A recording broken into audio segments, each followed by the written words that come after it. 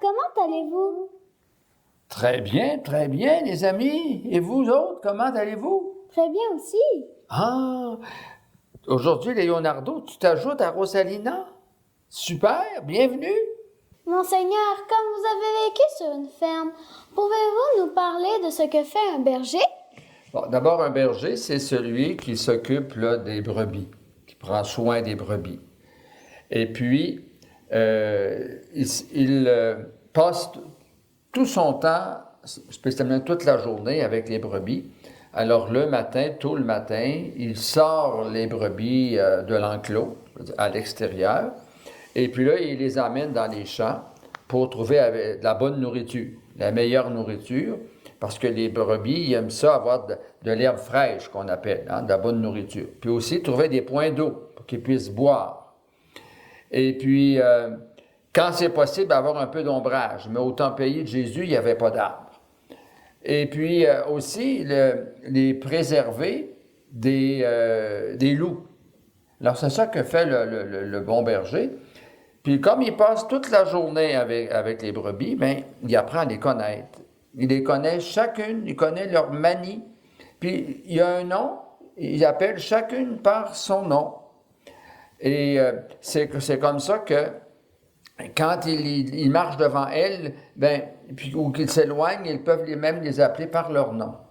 Monseigneur, alors pourquoi on dit que Jésus est notre bon berger? Bon, d'abord, c'est lui-même, Jésus, qui s'est appelé comme ça. Hein? Quand Saint Jean le présente dans son évangile comme ça, Jésus dit, moi, je suis le bon berger. C'est que, au temps de Jésus, là, tout le monde connaissait ce que faisait le berger. Puis surtout un bon berger. Il savait, comme j'ai dit tout à l'heure, que le bon berger, il connaissait toutes ses brebis par leur nom, puis qu'il en prenait soin du matin au soir. Et puis, donc, il y avait des bons bergers, mais il y avait aussi des employés, qu'on appelle aussi des mercenaires, qui ne connaissaient pas vraiment les brebis, qui ne les aimaient pas vraiment, les brebis. C'est ça qui... Donc, il y a des bons puis des mauvais bergers. Jésus est le bon berger. Est-ce que Jésus connaît chacun de nous? Jésus, ah oui, il nous connaît chacun de nous, puis il nous connaît par notre nom.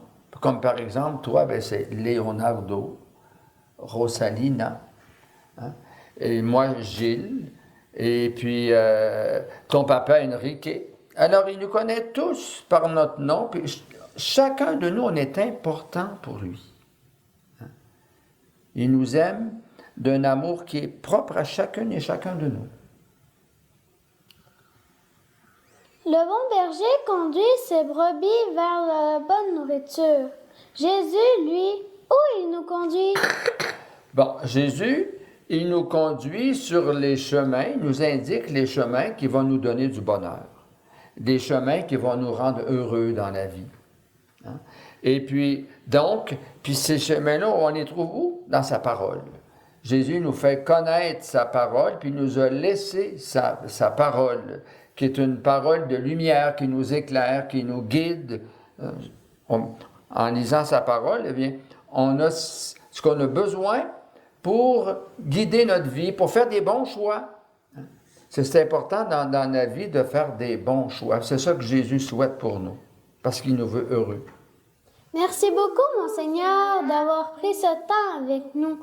Moi, ça m'apporte de la joie et de la confiance de savoir que Jésus est notre bon berger. Eh bien, ça me fait plaisir à moi aussi, et puis je vous invite à être spontané, puis revenir s'il y a d'autres sujets, ça me fera plaisir. Le Seigneur est mon pasteur, je ne manque de rien. Sur des prés d'herbes fraîches, il me fait